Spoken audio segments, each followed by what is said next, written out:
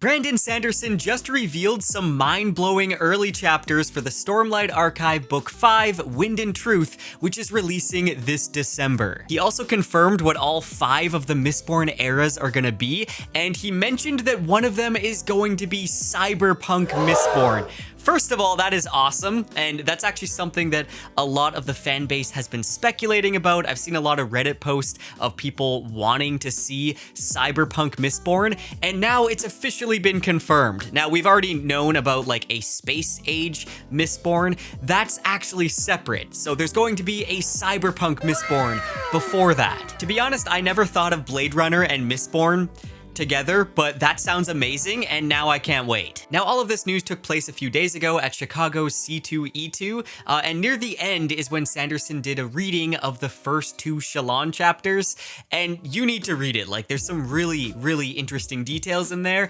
I'm not gonna spoil any of that in this video. There is a transcript that you can read on Arcanum, which I'll link down below. I'll also link the video to the reading as well, and I'll link all the sources that I'm gonna be talking about in this video. Now, previously, Sanderson read a prologue and some Kaladin chapters to Stormlight Book 5. This was like 2 years ago now, and I actually didn't even read those until just filming this video. I decided to read them. Usually I like to save it for the release of the actual book, but I just couldn't help it. Now, he also revealed a bunch of other Cosmere details during his Q&A, which we're gonna get to soon. But first, it has been a long while since I've made any Cosmere news videos, but I feel like I want to make these more consistently because Sanderson is always dropping such exciting news. And even from this panel, he just comes off as like the most down-to-earth author, and I feel like I've just been getting more and more hyped up about the Cosmere with all the news dropping, so I want to keep you guys up to date about all the Cosmere news. But before I go over the Q&A, the first news I want to cover is this fun article I found earlier this month about how Victor Wembanyama, the 20-year-old NBA player,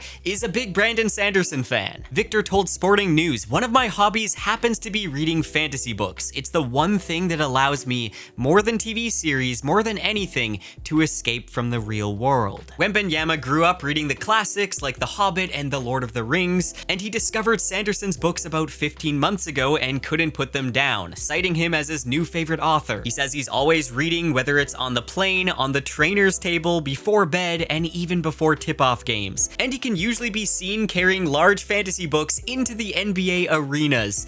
And I just love that. I love seeing people that maybe you typically wouldn't think would be big fantasy fans, and also just seeing Sanderson become more popular. I love that as well. I actually got a comment on one of my videos from Ali Abdal, who said that he subscribed to my channel because he loves the Stormlight Archive and he likes the Stormlight content that I was making, and that just makes me so happy because I've been a big fan of Ali Abdal. I love his productivity videos, and just knowing that he also loves the Stormlight Archive, I just think that's so awesome. Now, Sanderson replied to Sporting News saying that he thinks it's incredible and saying, "I grew up in an era where we like to pretend that people who like sports and people who like books were different breeds.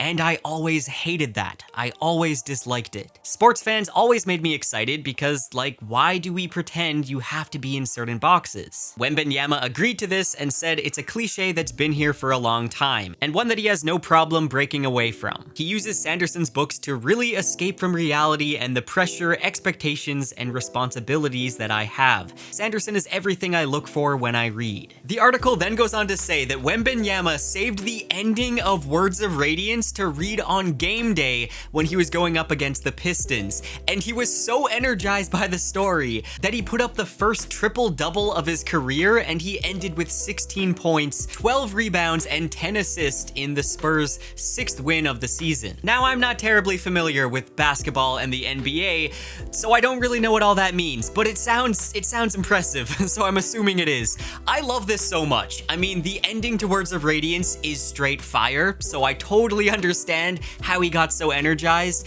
That is amazing. Now, Chris Clue, a longtime kicker in the NFL, also told Sanderson that he is a huge super fan, as has the WWE wrestler The Big Show. And Sanderson goes on to say, "I really like the idea that human beings can love so many different things and and so many different things are a part of our makeup. You don't have to be one or the other. Love what you love. Anytime we're gatekeeping certain people, we're doing a disservice to both the people and the passions that we have. And I 100% agree. I feel like we should all be free to enjoy the hobbies that we're passionate about, and we shouldn't let anybody try to fit us in a box. Okay, with that news out of the way, I want to cover some of the questions that Sanderson answered during his panel at the C2E2. Now, he briefly comments about the Wheel of Time show, saying about how he's sorry about how Perrin was adapted, and that he actually wrote up his own version of how they should adapt Perrin, and he tried to fight for it, but the higher-ups involved in the show said no. I know that's not Cosmere related at all, but I thought it was an interesting detail. I feel like it would have been a good thing to probably try to listen to the author that finished The Wheel of Time about the adaptation.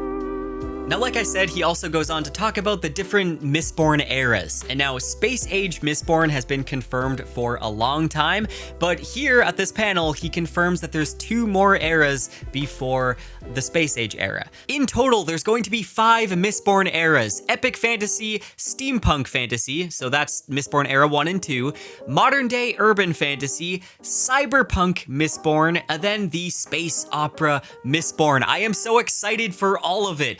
That means there's going to be 16 Mistborn books in total. And if you don't know, 16 is a big number in Mistborn, which also made me realize there's going to be 10 Stormlight Archive books.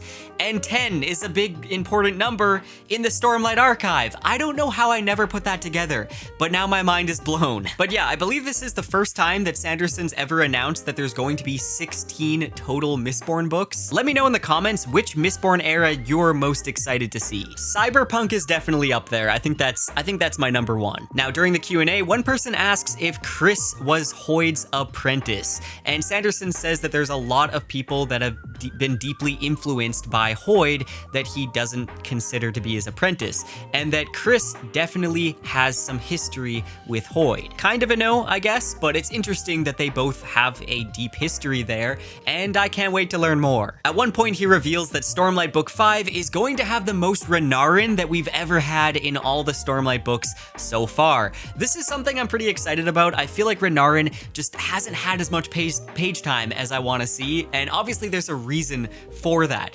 Sanderson actually says that he's not going to be a main character yet, and that even though we'll see more of him in book 5, we probably won't get as much as we want until books 6 to 10, where Renarin is likely going to be one of the main characters. Now, he also mentions that Secret Project 5 is going to have a splintered part of Ambition as a main plot point. He said that we'll find out some more with the Secret Project, but it's going to take him a long time to actually show us what happened with Ambition. And he does note, though, that Odium wasn't expecting splintering Ambition to be as hard as it was going to be, and ended up being severely wounded in the clash. Those are all the answers to the questions that I thought were noteworthy. Again, you can watch the full panel. I'll have it linked in the description. He then goes on to do the reading for Stormlight Archive Book 5, but before he does that, he gives a bit of spoiler-free, just general information about the Stormlight Archive Book 5. So if you're unaware, Book 5 is the end of the first arc of the Stormlight Archive. Sanderson notes that it's not a grand conclusion like the ending of the Hero of Ages, but more so like the ending of an anime arc. We will get some decent resolutions to certain things, but not everything is going to be resolved. That big grand conclusion is obviously going to happen with Book 10. He then goes on to mention how Wind and Truth is a very important Stormlight book, and that he hasn't been this worried for the public response to a book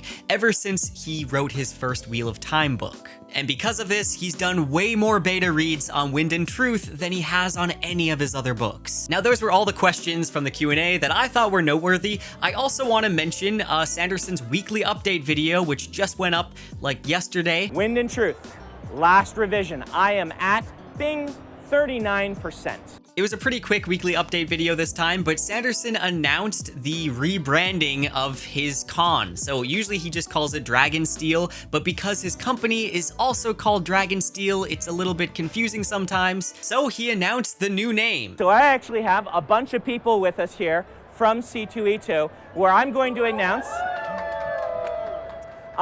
the name of our convention going forward. And it's going to be Dragonsteel Nexus. And you'll find out what the Nexus means as you read further in the Cosmere. Apparently Spidey is a big Sanderson fan as well. Okay, so that's the end of the news. Now, I know I mentioned earlier that I wasn't gonna give any spoiler talk about the reading that he did, but I just changed my mind because I want to talk about it. So this ending half is going to have a little bit of spoilers for those chapters that he read. So you can click off now if you don't want to hear any spoilers. Oh my god, there is so much to talk about here. I'll try to keep it brief though.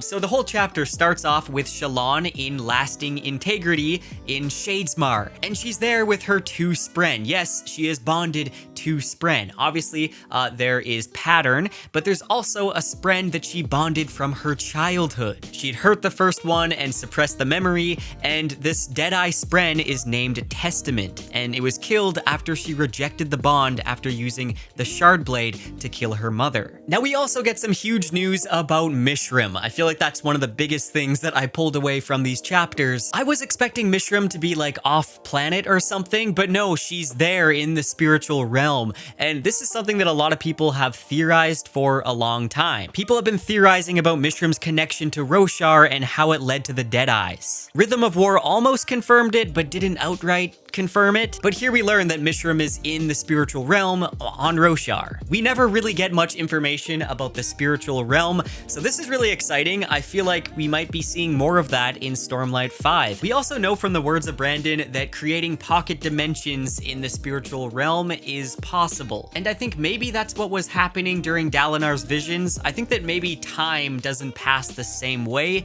in the spiritual realm. Anyways, we also get confirmation that Shallan was tapping into the spiritual realm and fortune. So I wonder if her transformation abilities are tied to the spiritual realm. I also feel like this has some implications for Renarin and what he's doing. There are so many cool details in these chapters. Make sure to have a discussion in the comments. I want to talk about it with you guys. Maybe put spoiler alert above the comments so that people don't get spoiled. Anyways, that's it for this episode of Cosmere News. Let me know if I missed anything in the comments. Make sure to go watch my Cosmere Classified video if you missed it. I also recently put up a character study of Vin from Mistborn, and I put a lot of work into those videos, so I really appreciate it. Huge thank you to all my patrons and my channel members who make these videos possible.